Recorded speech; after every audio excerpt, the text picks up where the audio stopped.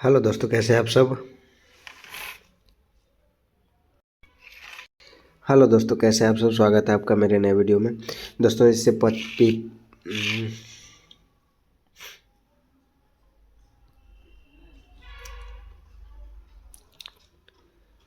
Hello दोस्तों, कैसे हैं आप सब। स्वागत है आपका मेरे नए वीडियो में।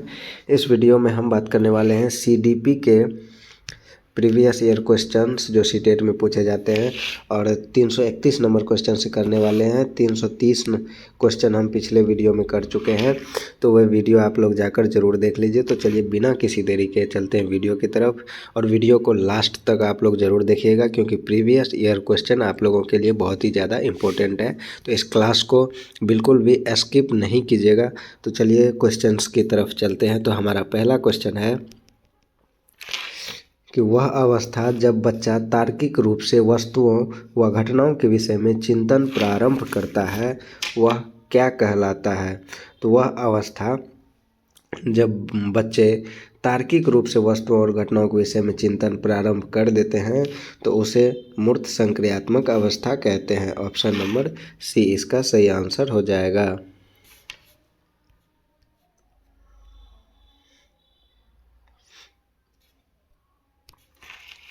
अगला क्वेश्चन है कि लेव वाइगोत्स्की का सामाजिक सांस्कृतिक परिप्रेक्ष्य अधिगम प्रक्रिया में डैश के महत्व पर जोर देता है। तो लेव वाइगोत्स्की का सामाजिक सांस्कृतिक परिप्रेक्ष्य अभिप्रेरणा के महत्व पर सांस्कृतिक उपकरणों के महत्व पर जोर देता है। तो ऑप्शन नंबर सी इसका सही आंसर हो जाएगा कि लेव वाइगोत्स्की का सामाजिक सांस्कृतिक परिप्रेक्ष्य अधिगम में सांस्कृतिक उपकरणों के महत्व पर जोर देता है।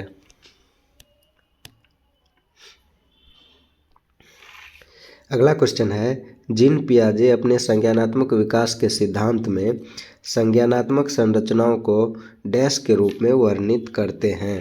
तो जीन पियाजे अपने संज्ञानात्मक विकास के सिद्धांत में संज्ञानात्मक संरचनाओं को स्कीमा और मनोबंध के रूप में वर्णित करते हैं। तो ऑप्शन नंबर बी इसका सही आंसर हो जाएगा।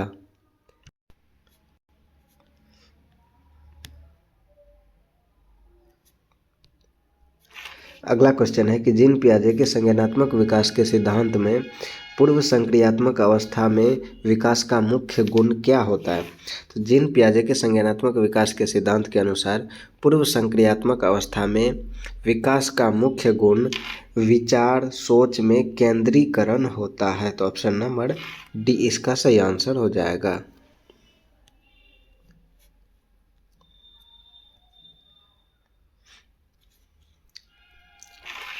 अगला क्वेश्चन है, लॉरेंस कोहलबर्ग के सिद्धांत के अनुसार किसी कार्य को इसलिए करना क्योंकि दूसरे इसे स्वीकृति देते हैं नैतिक विकास के किस चरण को दर्शाता है। तो यह नैतिक विकास के प्रथागत चरण को दर्शाता है।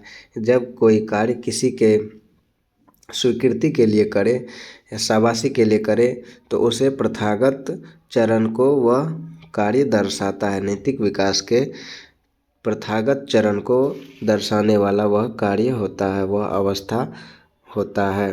तो ऑप्शन नंबर डी इसका सही आंसर हो जाएगा।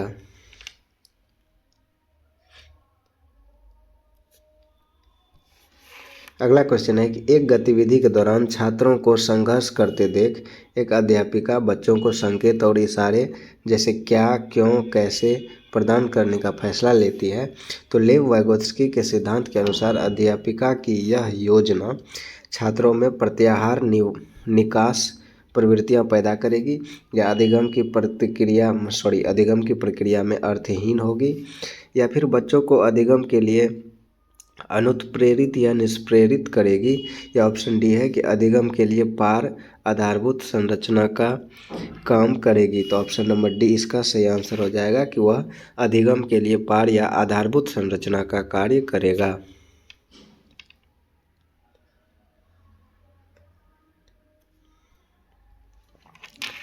अगला क्वेश्चन है कि एक कार्य के दौरान सायना स्वयं से बात कर रही है कि वह कार्य पर किस प्रकार प्रगति कर सकती है। तो लेव वाइगोत्स्की के भाषा और चिंतन सोच के बारे में विचारों के अनुसार जो लेव वाइगोत्स्की ने दिए हैं, इस तरह का व्यक्तिगत वाक क्या दर्शाता है। तो इस तरह का जो व्यक्तिगत वाक्य होता है वह स्वनियमन को दर्शाता है। तो ऑप्शन नंबर डी इसका सही आंसर हो जाएगा।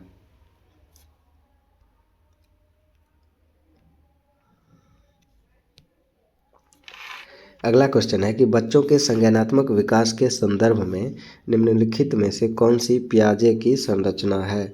तो बच्चों के संज्ञानात्मक विकास के संदर्भ में पियाजे की संरचना स्कीमा है। ऑप्शन नंबर सी इसका सही आंसर है कि संज्ञानात्मक विकास के संदर्भ में निम्नलिखित में से जो पियाजे की संरचना है वह स्कीमा पियाजे के द्वारा दिया गया है। अगला क्वेश्चन है कि जिगसॉ पहेली को करते समय 5 वर्ष की नजमा स्वयं से कहती है कि नीला टुकड़ा कहाँ है। नहीं, यह वाला नहीं, गाढ़े रंग वाला, जिससे यह जूता पूरा बन जाएगा। तो इस प्रकार की वार्ता को वाइगोत्स्की के इस प्रकार के वार्ता को वाइगोत्स्की किस तरह से संबोधित करते हैं। तो इस प्रकार की वार्ता को वाइगोत्स्की व्यक्तिगत वार्ता के रूप में संबोधित करते हैं। तो ऑप्शन नंबर सी इसका सही आंसर है।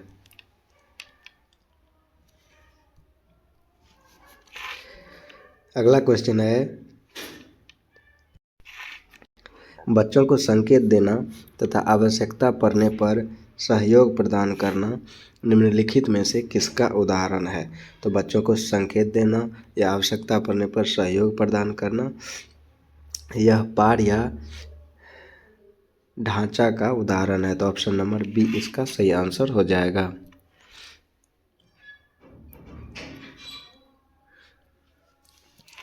अगला क्वेश्चन है निम्नलिखित में से कौन सी लॉरेंस कोहेलबर्ग के द्वारा प्रस्तावित नैतिक विकास की एक अवस्था है। तो इसका सही आंसर है ऑप्शन नंबर डी सामाजिक अनुबंध अभिविन्यास। यह लॉरेंस कोहेलबर्ग के द्वारा दिया गया है। सामाजिक अनुबंध अभिविन्यास यह लॉरेंस कोहेलबर्ग के द्वारा दिया गया है।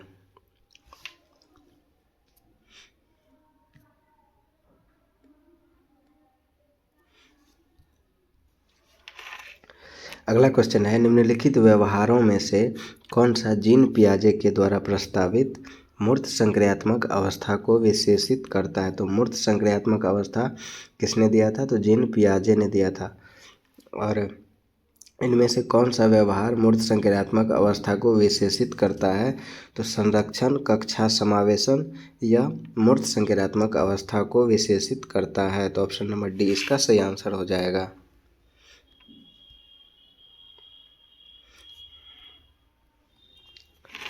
अगला क्वेश्चन है निम्नलिखित में से किस मनोवैज्ञानिक ने बच्चों को ज्ञान के सक्रिय जिज्ञासु के रूप में देखते हुए उनके चिंतन पर सामाजिक एवं सांस्कृतिक विषय वस्तुओं के प्रभाव को महत्व दिया। तो सामाजिक एवं सांस्कृतिक विषय वस्तुओं के प्रभाव को महत्व दिया है लेव वाइगोत्स्की ने। तो ऑप्शन डी इसका सही आंसर हो जाएगा।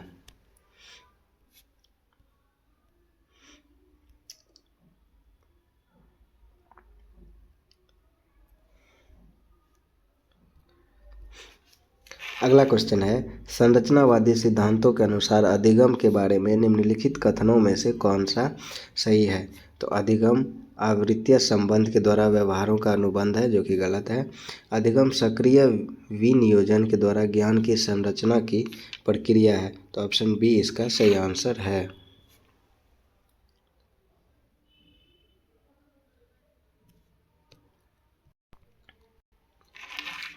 अगला क्वेश्चन है कि अनेक घटनाओं के बारे में बच्चों के द्वारा बनाए गए सहजानुभूत सिद्धांतों के संदर्भ में एक शिक्षिका को क्या करना चाहिए।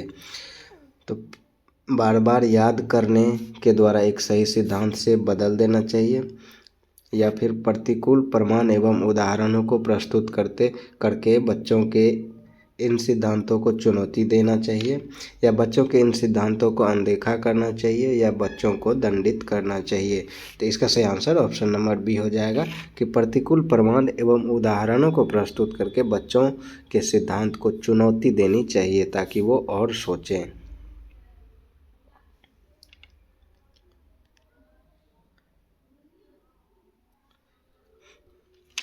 अगला क्वेश्चन है निम्नलिखित में से कौन आंतरिक अभिप्रेरणा का सही वर्णन करता है। तो इनमें से कौन आंतरिक अभिप्रेरणा का सही वर्णन करता है?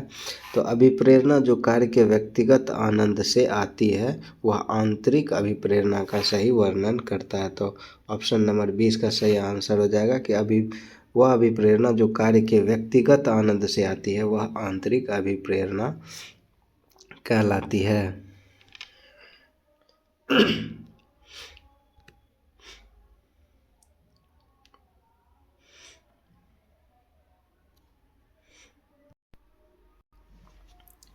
अगला क्वेश्चन है, निम्नलिखित में से कौन सा प्रगतिशील शिक्षा का एक प्रमुख सिद्धांत है?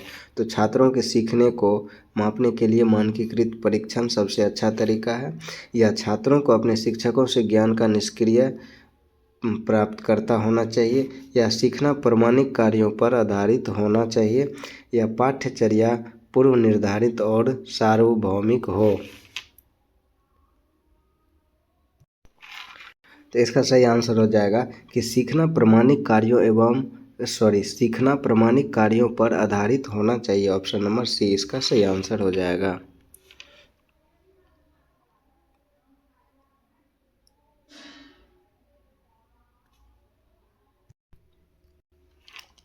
अगला क्वेश्चन है कि एक प्रगतिशील कक्ष में बच्चों को निश्चित पाठ्यक्रम के अनुसार सीखने के लिए बाध्य किया जाता है, या बच्चे उन गतिविधियों में संलग्न होते हैं जिससे वह अपनी क्षमताओं को पा लेते हैं? तो यही इसका सही आंसर हो जाएगा कि एक प्रगतिशील कक्षा में बच्चे उन गतिविधियों में संलग्न होते हैं जिससे वह अपनी क्षमताओं को पा लेते हैं, अपनी क्षमताओं को जान पाते हैं। तो ऑप्शन बी इसका सही आंसर हो जाएगा।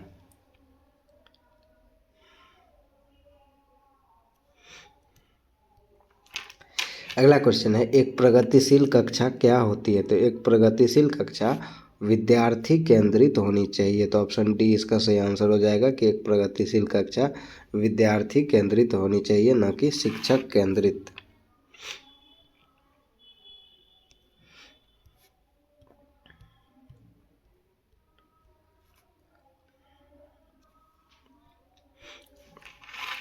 अगला क्वेश्चन है, एक प्रगतिशील कक्षा किसे समुन्नत करती है? तो एक प्रगतिशील कक्षा ज्ञान सृजन की चाह को समुन्नत करती है। प्रगतिशील कक्षा वह होगी जो ज्ञान समुन्नत करने की यानी ज्ञान अर्जन करने की चाहत को बढ़ाएगी, उसे प्रेरणा देगी, तो वह एक प्रगतिशील कक्षा होगी। तो ऑप्शन नंबर ए इसका सही आंसर हो जाएगा।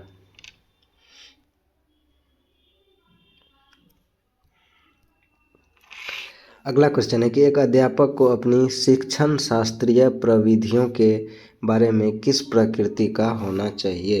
तो एक अध्यापक को अपनी शिक्षण शास्त्रीय प्रविधियों के बारे में उसे एक लचीला शिक्षक होना चाहिए। ऑप्शन नंबर सी इसका सही आंसर हो जाएगा। और यहाँ लचीला होने से मतलब यह है कि वह किसी एक विधि पर अड़े रहे, वैसा नहीं होना चाहिए। जो बच्चा जैसे समझे उसे वैसे समझाने में शिक्षकों को तत्पर होना चाहिए। तो ऑप्शन सी इसका सही आंसर हो जाएगा।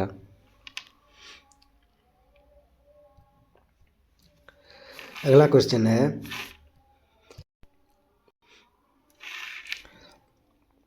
प्रबल रूप से डैश शिक्षा शास्त्र विद्यार्थियों द्वारा ज्ञान के डैश में सहायक होता है।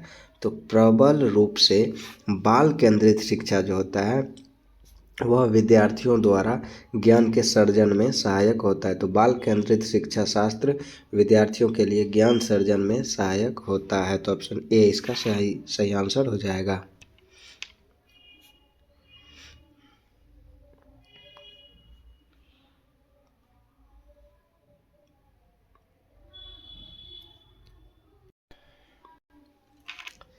अगला क्वेश्चन कथन और तर्क का है। तो अभिकथन यह है कि एक अध्यापक को कक्षा में कई प्रकार की अध्यापन अधिगम सामग्री और शैक्षिक संसाधन प्रदान करने चाहिए और विद्यार्थियों को उन्हें जांचने के लिए प्रोत्साहित करना चाहिए। तो क्या यह अभिकथन सही है? तो यह अभिकथन बिल्कुल सही है। और इसका तर्क यह है कि एक सहायक माहौल में विद्यार्थी ज्ञान निर्माण करने में सक्षम होते हैं। तो ये भी सही है। तो कथन और कारण दोनों सही है। तो ऑप्शन नंबर ए ही इसका सही आंसर हो जाएगा।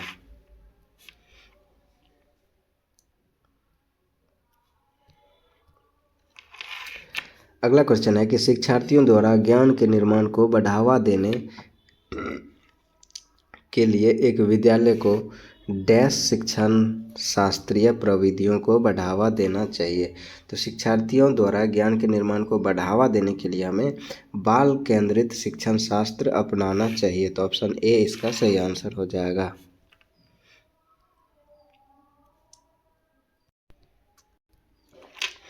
अगला क्वेश्चन है कि एक ऐसी कक्षा जहां विद्यार्थियों को जोड़ीदार प्रदत्त कार्य, समूह कार्य और चर्चाओं में भाग लेने के लिए प्रोत्साहित किया जाता है, उन कक्षाओं की क्या विशिष्टता है? तो उन कक्षाओं को सहयोगात्मक अधिगम उस कक्षा की विशेषता है। तो ऑप्शन बी इसका सही आंसर हो जाएगा।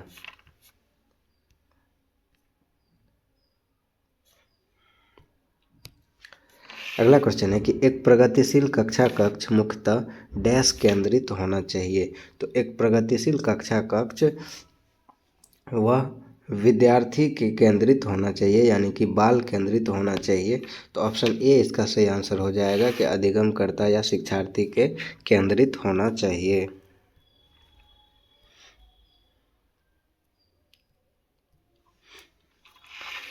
अगला क्वेश्चन है कि प्रगतिशील शिक्षा सुझाती है कि डैश शैक्षिक नियोजन का केंद्र होना चाहिए।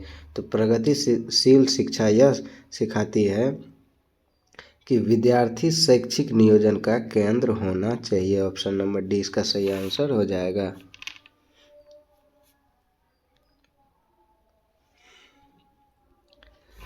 अगला क्वेश्चन है राष्ट्रीय शिक्षा नीति 2020 किस प्रकार के शिक्षण शास्त्रों का प्रस्ताव रखती है? तो राष्ट्रीय शिक्षा नीति 2020 यह अधिगमकर्ता केंद्रित शिक्षण शास्त्र का प्रस्ताव रखती है। राष्ट्रीय शिक्षा नीति 2020 बाल केंद्रित शिक्षा को बढ़ावा देती है।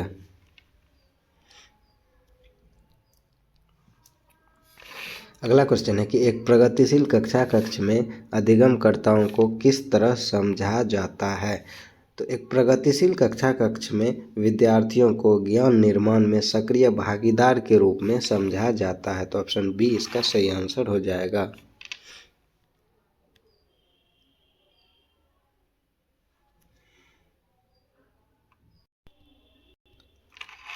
अगला क्वेश्चन है कि क्रिया आधारित शिक्षण अधिगम को बाल केंद्रित माना जाता है। यह बिल्कुल सही है कि क्रिया आधारित शिक्षण शास्त्र को बाल केंद्रित माना जाता है।